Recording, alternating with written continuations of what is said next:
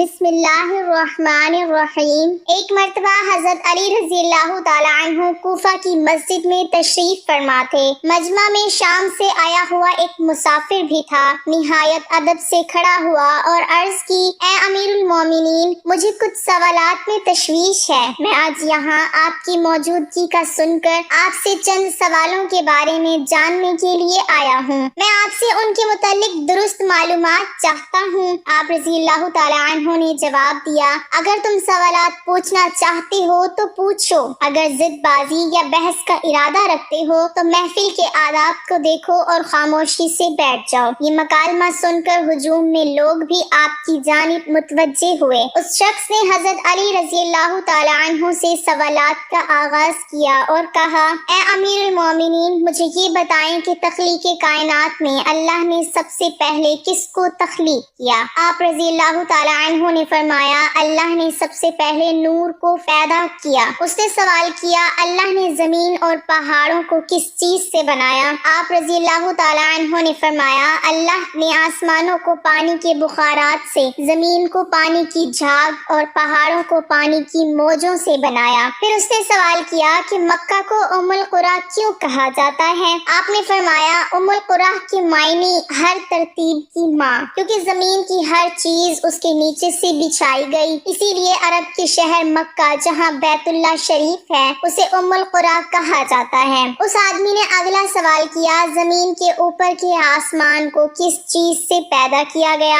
آپ نے جواب دیا، رکی ہوئی فوج سے۔ پھر اس نے عرض کی، اے امیر المومنین، سورج اور چاند کا طول و عرض کتنا ہے؟ آپ نے جواب دیا، 900 فرسخ ضرب 900 فرسخ۔ فرسخ فارسی زبان کا لفظ ہے، ایک فرسخ میں 10 کلومیٹر لمبائی گنی جاتی ہے۔ اس نے اگلا سوال کیا، ستارے کا طول و عرض کتنا ہے؟ آپ نے جواب دیا، 12 فرسخ ضرب 12 فرسخ۔ اس اجنبی نے نہایت ادب سے درخواست کی کہ اے امیر المومنین، جیسا کہ قرآن میں 7 آسمانوں کا ذکر آیا ہے، آپ ہمیں ان 7 آسمانوں کے نام اور ان کے رنگ بیان کر دیجئے۔ آپ رضی اللہ تعالیٰ عنہ نے فرمایا، جو آسمان زمین کے اوپر ہے اس کا نام رفیع ہے اور وہ پانی، بخارات اور دھول سے بنا ہوا ہے۔ دوسرے آسمان کا نام کیزون ہے اور اس کا رنگ تانبے جیسا ہے۔ تیسرے کا نام مودون ہے اور اس میں ملے جلے رنگ ہیں۔ چوتھے آسمان کا نام ارفلون ہے اور اس کی رنگت چاندنی جیسی ہے۔ پانچویں آسمان کا نام حیون ہے اور اس کی رنگت سونے جیسی ہے۔ چھٹے آسمان کا نام عروس ہے اور وہ سبز یاقوت کا بنا ہوا ہے۔ ساتویں آسمان کا نام اجمع ہے اور یہ سفید موتیوں سے بنا ہوا ہے۔ اس آدمی نے اگلا سوال کیا، اے علی، آپ مجھے یہ بتائیں، بیل وہ واحد جانور ہے جس نے آسمان کی طرف اپنا سر نہیں اٹھایا، ایسا کیوں ہے؟ آپ رضی اللہ تعالیٰ عنہ نے جواب دیا، جب سے قوم بنی اسرائیل نے گوسالہ کی پوجا کی تھی تب سے بیل شرم کے مارے آسمان کی طرف سر نہیں اٹھاتا۔ گوسالہ ایک سنہری رنگ کا پتھر یا بچڑا تھا جسے موسیٰ علیہ السلام کے دور میں سامری جادوگر نے اپنی جادوئی مہارت سے بولنے اور حرکت کرنے کی طاقت دی، اور موسیٰ علیہ السلام کی غیر موجودگی میں بنی اسرائیل اس بچڑے کی پوجا کروائی تھی۔ مجمع میں موجود تمام لوگ حضرت علی رضی اللہ تعالیٰ عنہ کی حاضر جوابی اور علمی قابلیت سے بے حد متاثر ہو رہے تھے۔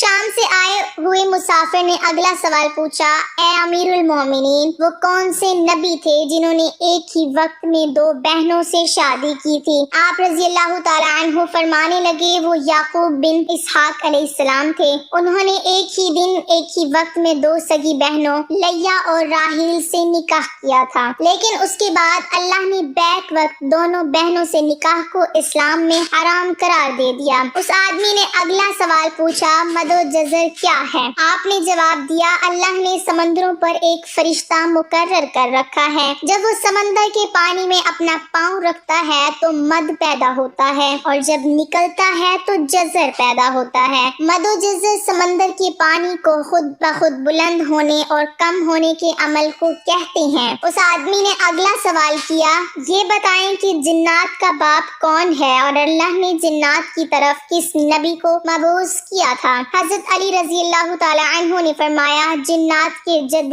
اعلیٰ کا نام شمان ہے اور اسے اللہ نے آگ کے شعلے سے پیدا کیا تھا، اور اللہ نے جنات جنات کی طرف ایک نبی کو مبعوث فرمایا تھا جس کا اسم گرامی یوسف تھا، جنہوں نے جنات کو اللہ پاک کی عبادت کی دعوت دی، لیکن انہوں نے اسی نبی کو قتل کر دیا۔ اس شخص نے دوبارہ دریافت کیا ابلیس کا آسمانوں میں کیا نام تھا؟ حضرت علی رضی اللہ تعالی عنہ نے جواب دیا حارث۔ پھر اس نے پوچھا کہ آدم علیہ السلام کا نام آدم کیوں رکھا گیا اور انہوں نے کتنی عمر پائی؟ آپ رضی اللہ تعالی عنہ نے فرمایا کیونکہ وہ عدیم ارض یعنی نایاب زمین کی کھال سے بنائے گئے تھے، اسی لیے ان کا نام آدم رکھا اور 900 سال عمر پائی۔ اس نے سوال کیا میراث میں مرد کے 2 جبکہ عورت کا 1 حصہ رکھا گیا ہے، جبکہ اسلام تو مساوات کا حکم دیتا ہے۔ آپ رضی اللہ تعالی عنہ فرمانے لگے جنت میں حضرت حوا علیہ السلام نے جو خوشہ اٹھایا تھا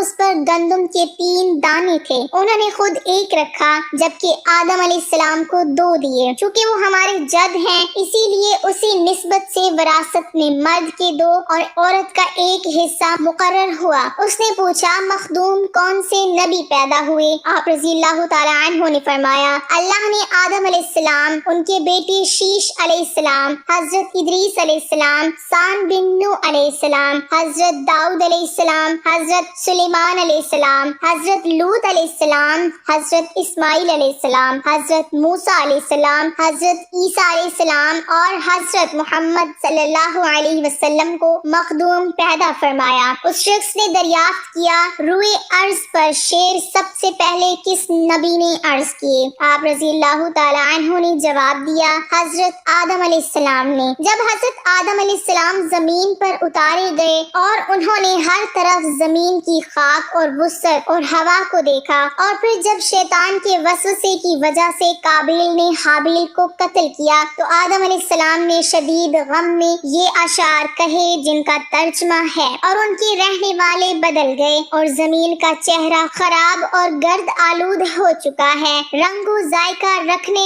والی چیز بدل گئی اور خوبصورت چہرے کی بشاشت مان پڑ گئی۔ میں اپنے طور و حیات کو باعث غم سمجھتا ہوں اور کیا زندگی کے خاتمے کی وجہ سے مجھے چین مل سکے گا؟ میں آنسو آخر کیوں نہ بہاؤں کیونکہ حابیل قبر میں دفن ہو چکا اور قابیل نے اپنے بھائی کو قتل کر دیا۔ ہائے غم و حسرت، سانولا سلونا بیٹا گم ہو گیا۔ یہ بات سن کر سبھی حاضرین خاموش ہو گئے۔ پھر وہ شام کا شخص پھر بولا امیر المومنین حضرت آدم علیہ السلام جنت سے نکالے جانے کے غم میں کتنا عرصہ روئے؟ آپ رضی اللہ تعالی عنہ نے فرمایا آپ 100 سال تک روتے رہے۔ شامی شخص نے پھر سوال کیا کفر کی ابتدا کس نے کی اور پہلا کفر کس نے کیا؟ آپ رضی اللہ تعالی عنہ نے جواب دیا کفر کی ابتدا ابلیس سے ہوئی اور وہی کائنات کا پہلا کافر ہے۔ اور پھر اس شخص نے آخری سوال کیا حضرت نوح علیہ السلام کا اصل نام کیا تھا اور ان کی کشتی کا طول و عرض کتنا تھا؟